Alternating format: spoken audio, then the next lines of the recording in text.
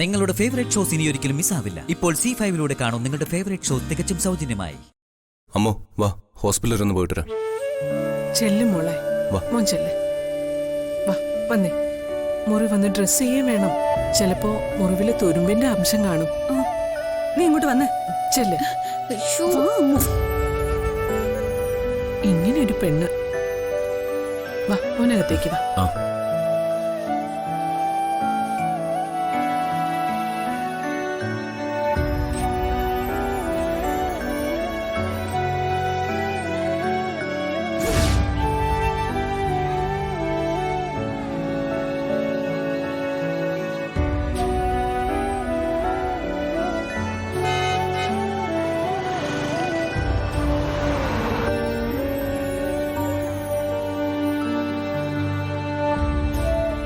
ഗോവിന്ദ് വിവരങ്ങളൊക്കെ പറഞ്ഞു. ലച്ചു എന്തിനാ അയാളെ തടയാൻ പോയത്? വാതിൽ കുത്തി തുറന്ന് അയാൾ അകത്ത് കയറുന്നത് വരെ ഞാൻ നോക്കി നിൽക്കണോ? ഒച്ച ഉണ്ടാക്കല്ലേ ആ സമയം ചെയ്യേണ്ടത്? നല്ലയാള്. അയാൾ എന്നെ കൊല്ലട്ടെ എന്നാണോ? അക്രമിനോട് രക്ഷപ്പെട്ടില്ലേ, ഞാൻ അതാ ഉദ്ദേശിച്ചത്.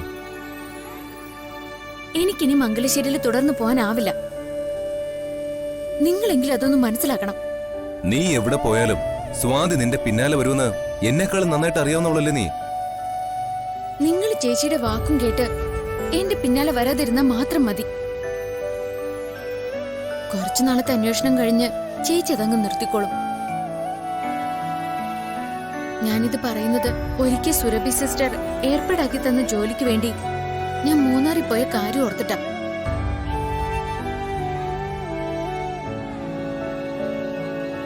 ഞാൻ നിന്റെ പിന്നാലെ വരാതിരുന്നെങ്കിലോ?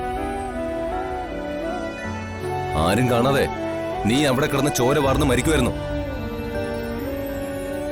നിനക്ക് ഇവിടുന്ന് പോവാനാവില്ല ലച്ചു. ഇന്ന് വരെയുള്ള അനുഭവങ്ങള് നീ ഒന്ന് ഓർത്തു നോക്ക്.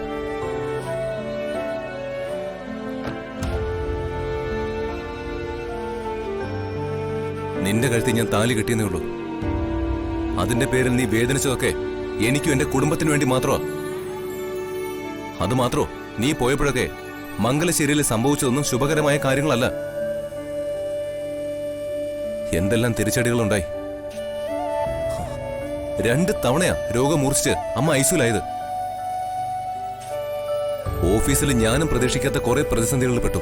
അതിലൊക്കെ നിങ്ങൾക്കും വിശ്വാസം വന്നു തുടങ്ങിയോ? എങ്ങനെ വിശ്വസിക്കാതിരിക്കും? അനുഭവങ്ങൾ പറയുന്നതല്ലേ. ഇന്നലത്തെ കാര്യം തന്നെ എടുക്കാം. ആ സമയം അയാളെ നീ കണ്ടില്ലായിരുന്നെങ്കിലോ ഇന്ന് ഞാനോ സ്വാതിയോ ജീവനോടുണ്ടാവുമായിരുന്നോ? നിങ്ങളെപ്പോലൊരാൾ ഇങ്ങനെയൊക്കെ പറയുന്നത് കഷ്ടമാണ്. ചേച്ചിയുടെ കഴുത്തിൽ നിങ്ങൾ താലി കെട്ടിയതോടെ എന്റെ കഴുത്തിൽ കെട്ടിയ താലിയുടെ പ്രസക്തി നഷ്ടപ്പെട്ടു. ചേച്ചി നിങ്ങളുടെ ഭാര്യ. ചേച്ചിയെ പോലെ ഓരോന്ന് പറഞ്ഞ് ദയവ് ചെയ്ത് നിങ്ങൾ എന്നെ പിടിച്ചു നിർത്തരുത്. എന്റെ കണ്ണത്ത ദൂരത്തേക്ക് നീ പോകുന്നതിനോട് എനിക്ക് യോജിപ്പില്ല. ഞാനും സ്വാതിയും അമ്മയൊക്കെ ആഗ്രഹിക്കുന്നത് നിനക്കൊരു കുടുംബജീവിതമാണ്. ഞങ്ങളിൽ നിന്ന് അകന്നു പോവാതെ നീ സന്തോഷത്തോടെ ജീവിക്കുന്നത് ഞങ്ങൾക്ക് കാണണം. ഞാനും സ്വാതി സന്തോഷത്തോടെ ജീവിക്കുമ്പോ ആരോരില്ലാത്തവളായി പേരറിയാത്ത ഏതൊരു നാട്ടില് നീ ഒറ്റപ്പെട്ട് ജീവിക്കുന്നത് ഞങ്ങൾക്ക് സഹിക്കാൻ കഴിയില്ല. എന്ത് സന്തോഷ നീ പോയാ ഞങ്ങൾക്കുണ്ടാവുക. തൽക്കാലം മംഗലശ്ശേരിന്ന് പോകുന്ന കാര്യം നീ മറന്നേക്ക്. ഞാൻ അറിയാതെ നീ പോയാ ഈ ലോകത്തിന്റെ ഏത് കോണിലുണ്ടെങ്കിലും ഞാൻ നിന്നെ കണ്ടുപിടിച്ചിരിക്കും. എന്തായാലും ഇത്രയൊക്കെയായി. ഇനി എനിക്കൊന്നും നോക്കാനില്ല. ഞാൻ ലച്ചുവിന്റെ സഞ്ജുവിന്റെ സത്യങ്ങളെല്ലാം എല്ലാവരും കേൾക്ക് വിളിച്ചു പറയാൻ പോവാ. ലച്ചുവിന്റെ കഴുത്തിൽ താലി കെട്ടിയത് സഞ്ജു ആണെന്ന് എല്ലാവരും അറിയട്ടെ. അത് നല്ല കാര്യം, സമ്മതിച്ചു. പക്ഷേ അക്കാര്യം എങ്ങനെയാ കവിത മറ്റുള്ളവരെ അറിയിക്കാൻ പോകുന്നേ? അയ്യോ ഇതെങ്ങനെ? അയ്യോ ഇതെന്തൊക്കെയാ ഇത്? ഇവരെവിടെയാ? ഈശ്വര,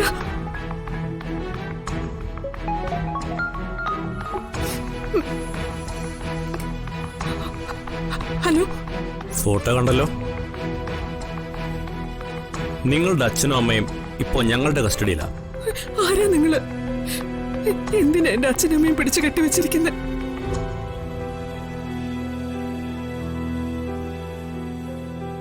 ഇങ്ങോട്ട് ചോദ്യങ്ങൾ വേണ്ടെന്ന് പറഞ്ഞല്ലോ. ദയവ് ചെയ്ത് എന്റെ അച്ഛനും അമ്മയും എവിടെയാണെന്ന് പറയും. അവരെ ഉപദ്രവിക്കരുത്. എന്തിനാ അവരെങ്ങനെ ദ്രോഹിക്കുന്നത്? ആരാ നിങ്ങള്? എത്രയും വേഗം അവരെ വിട്ടയക്കണം. വിട്ടയക്കാം, പക്ഷേ ഒരു കണ്ടീഷൻ. എന്ത് കണ്ടീഷൻ? എന്താ നിങ്ങൾക്ക് വേണ്ടത്? പണമാണോ? എത്ര വേണ്ടത് പറ. നിങ്ങള് എത്ര വേണ്ടേ? ഞാൻ ആ പണം തരാം. എന്റെ അച്ഛനും അമ്മയും വിട്ടു തരണം. ഞാൻ പറഞ്ഞല്ലോ, രണ്ടാളെയും വിട്ടുതരും. പക്ഷേ ഇപ്പൊ ഈ നിമിഷം നിങ്ങൾ ഇവിടെ വരണം. ഞാനോ? അതെ, മംഗലശ്ശേരിയിൽ ശ്രീദേവി ഇവിടെ എത്തണം.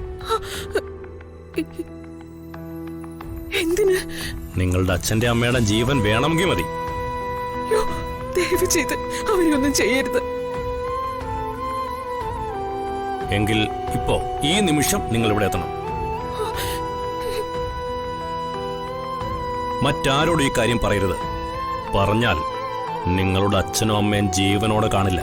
അയ്യോ, വരാം. ഞാൻ വരാം. അവരെ ഉപദ്രവിക്കരുത്. എവിടെയാണെന്ന് വെച്ചാൽ ഞാൻ വരാം. അതിബുദ്ധി കാട്ടി പോലീസിനെയോ മറ്റാരെയെങ്കിലുമോ വിവരം അറിയിക്കാൻ ശ്രമിച്ചാൽ അറിയാലോ, ഇവർ രണ്ടാളിന്റെയും ജഡം നാളെ കായലിൽ പൊങ്ങും. അയ്യോ, വേണ്ട. പുറത്തൊരു കാറിപ്പോ എത്തും. നേരെ വീടിന് പുറത്തേക്ക് വരിക. കാറ് വരുന്ന സമയം നേരെ ചെന്ന് അതിൽ കയറുക. ആരുമായും ഒരു ഡിസ്കഷനും വേണ്ട. മനസ്സിലായല്ലോ? മനസ്സിലായി. എന്നാ നല്ല കുട്ടിയായി പുറത്തേക്ക് വന്നേ. പക്ഷെ ഇതൊക്കെ എന്തിനാ?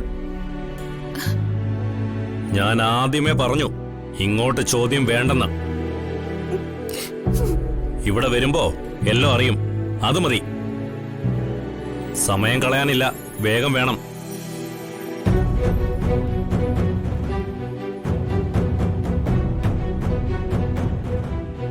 അമ്മേ,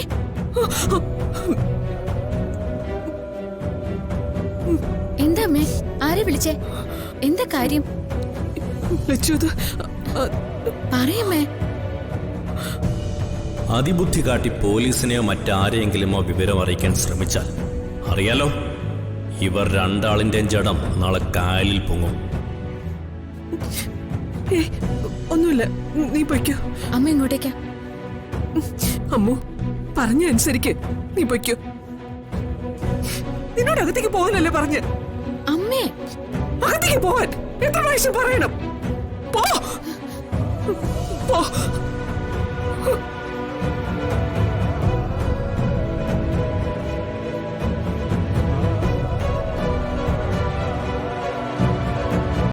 ഡൗൺലോഡ് ചെയ്യൂ C5 ആപ്പ്. കാണൂ എല്ലാ എപ്പിസോഡുകളും സൗജന്യമായി.